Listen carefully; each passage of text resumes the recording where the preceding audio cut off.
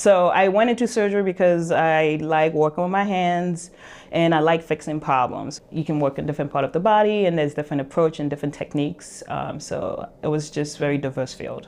I am a colorectal surgeon. I see a range of different pathologies. For benign disease, I see hemorrhoids, fistulas, abscesses, and then also pelvic floor dysfunction, and then diverticulitis. So those kind of go under the bucket of benign disease.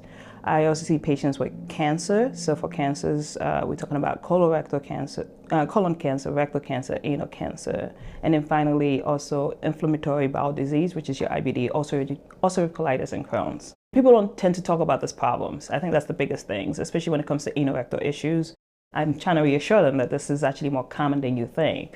So just helping them, find a way to help them make their life more bearable, it's kind of, it makes it worth it. You can go from just saving people's lives to making their actual quality of life better. It's not always surgery, and sometimes that can be, difficult to tell patients because when they come to see you, they want you to fix a problem. So one of the pathology sometimes requires non-surgical approaches with pelvic floor dysfunction.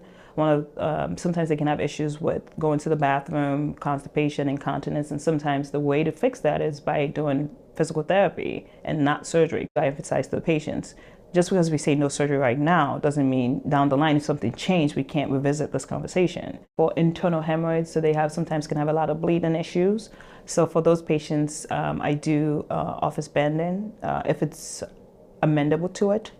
And then the other ones are abscesses, so patients with infection. So sometimes they come and see me, they having a lot of pain, a lot of discomfort, and if it's something that I can do in the office right there and there, and I can drain it, I would do that. And the patient who's watching this know that I will give them comprehensive care and also, very reassuring that I will take care of their issue.